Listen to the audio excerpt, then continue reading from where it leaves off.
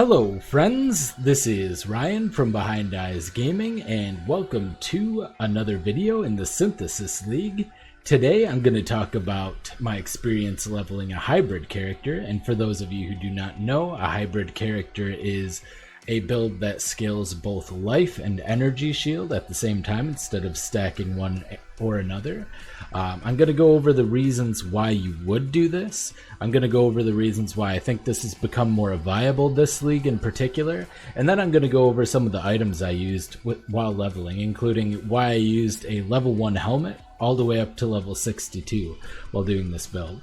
I actually found the overall experience to be quite easy, and I think this is partially due to being a trickster and having some of the ascendancies that they have, such as Patient Reaper and also Ghost Dance, although Patient Reaper is going to be most of the reason. I was able to kill Kitava Deathless with only 1500 life and 2500 energy shield, and then I immediately did the Merciless Lab afterwards with no problem on Izaro as well.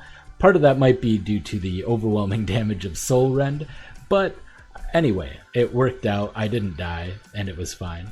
I didn't feel like I had much trouble in the leveling process because I was hybrid. I did get stunned a few times, particularly in the floating whirling blades in Act 9 at the end, going through there, but other than that, I felt like I didn't have any problems whatsoever. A couple of chaos guys, once you actually get your Patient Reaper going, you know, the chaos spitters and the zombies that leave behind chaos, as long as you don't stand on it and you just keep moving and killing things, you're going to recover all the life.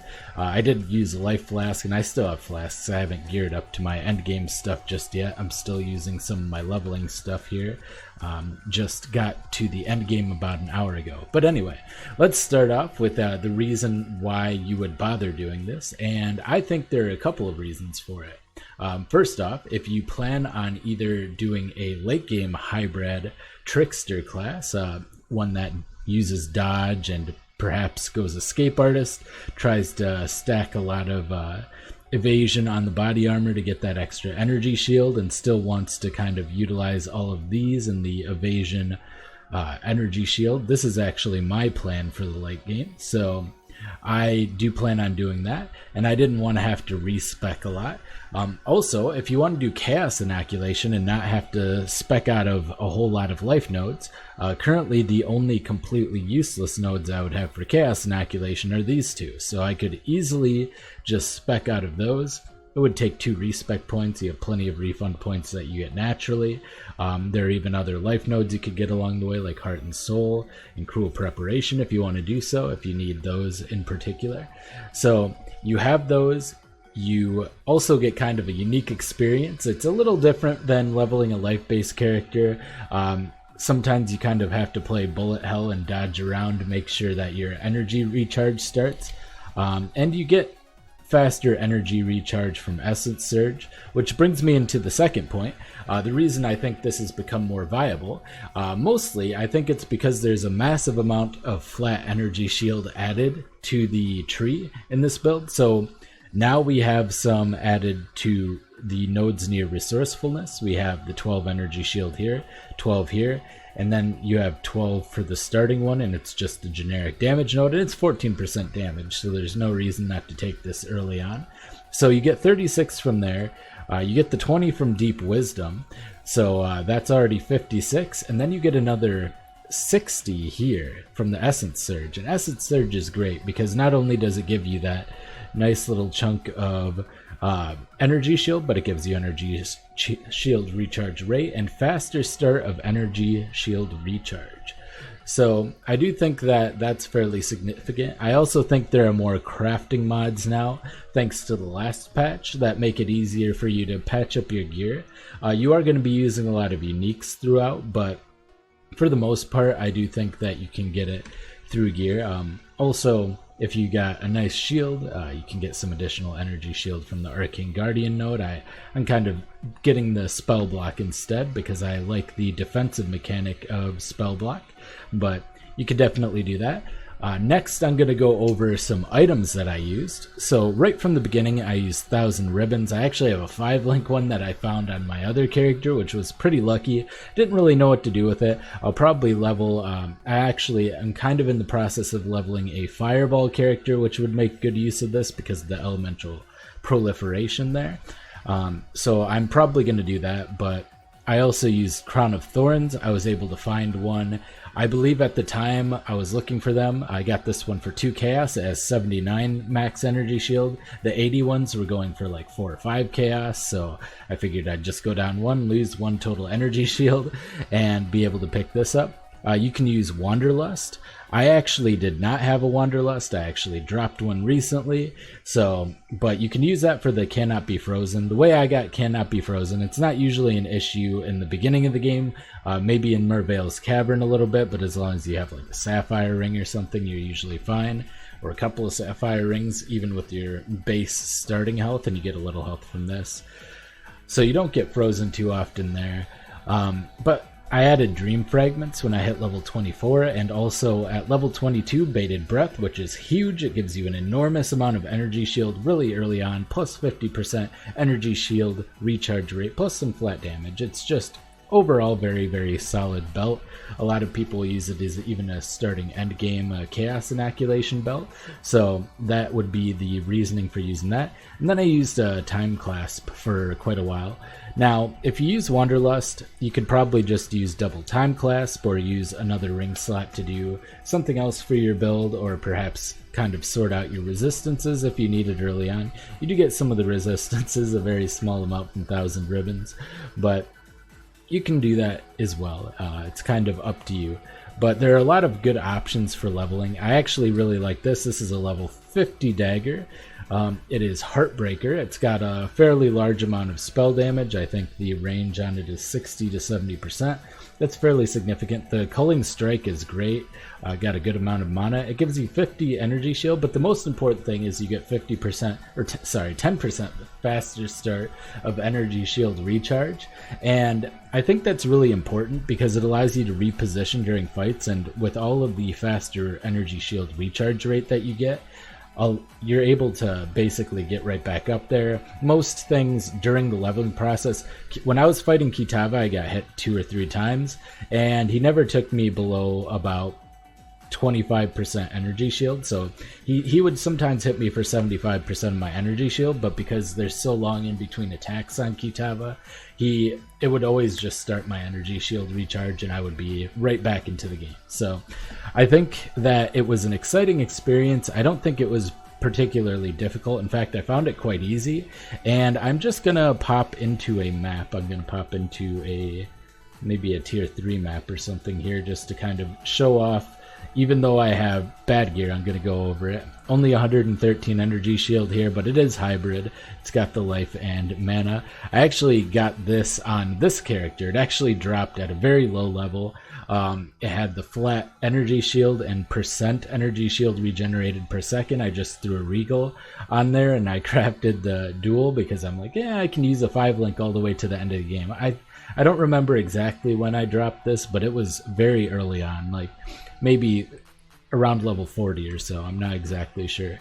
And I actually found this on my other character and switched over to this. I was using a much worse shield in the end. This one's not bad. 174 isn't the highest, but I like the 52% spell damage, and it's got a boatload of resistances on it. These are not great boots. These are not great boots, but I currently need the decks. I even had to craft some decks onto my jewelry because I do plan on switching over to a high evasion chest, something like this. I might 6-link this just to get that for my next ascendancy, but that's a little ways off. Not coming anytime soon. I just have a bunch of dump tabs here, don't mind me. Alright, so let's I'm just gonna dump all this stuff in here and let's get into a map. Let's do, a tier 3 map. We'll do a spider lair since I don't have this one completed yet. I'm not even going to bother identifying it. It might be something scary, but might not be. And we will see how this goes. If I die after talking up how safe it was, I'll feel very embarrassed. Alright, gotta get back into the swing of things. Soul Rend, for those who do not know, this is definitely the Chaos meta at the moment. Give me those Sulfite nodes, beautiful. This is definitely a Chaos meta. Its Chaos skills are extremely powerful at the moment. Alright, got 3 memory. Oop, don't wanna accidentally pop into one of those. As you can see, the range on it's crazy. I'm sure you've probably seen people doing these. Ooh, a jewel, nice. We'll get that. For those of you who do not know, the end game mechanic here, or well, this is all throughout the game, but the mechanic for this particular league, I like to speed it up and just kill things until it inevitably collapses on me once I've finished. All of the items dropped will be automatically shot out at the end here, as you can see. So we'll grab some of these. Alright, cool. And I did take some chaos damage. We do have some chaos stuff, and it's not really a super big deal. You know, there's actually a ton of chaos mobs on this. Because if we kill things fast enough, we'll just regen.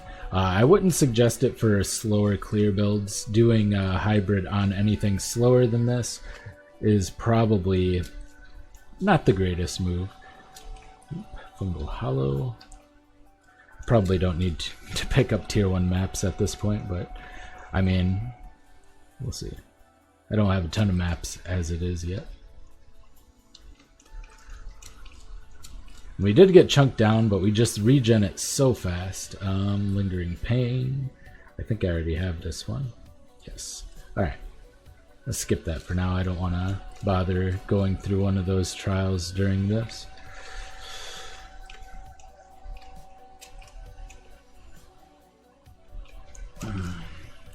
Defensively, the way the Ghost Shrouds work is quite nice. I don't even have enough evasion, but just having those to kind of soak up a little bit of the damage and spit up a little bit of extra regen. Plus the vamp, the spell vamp as energy shield is great. Oh, guy crit me. In theory, I should also have an Immortal Call set up at some point. Make this even safer. I've not had an issue. I have died a couple of times, but that's because I started leveling this character as a completely different kind of character, as an Ethereal Knives. Good thing about Hinder is it really slows down even bosses, so you can use your Vol Blight to slow them down. They'll take a little bit of extra damage. They'll be hindered, and you can easily zoom around them and get your energy shield regen going. I have the same kind of setup as I do on most of my spellcaster characters, where I have a low level Arcane Surge on my Flame Dash, so that every time I Flame Dash I get Arcane Surge. This is even useful just for moving around, because you'll get 6 or whatever 10% increased cast speed, which will make your Flame Dashes faster as well. Oh, 0 monsters remain. Didn't even notice. Alright, so pretty simple, not too bad clear. I would highly recommend trying it if it's something you're interested in. Leveling as a hybrid character, I would only recommend doing it as an occultist or a trickster. I don't think the other classes would be able to do it viably. I hope you enjoyed. This has been Ryan from Behind Eyes Gaming, and I will see you next time. Bye!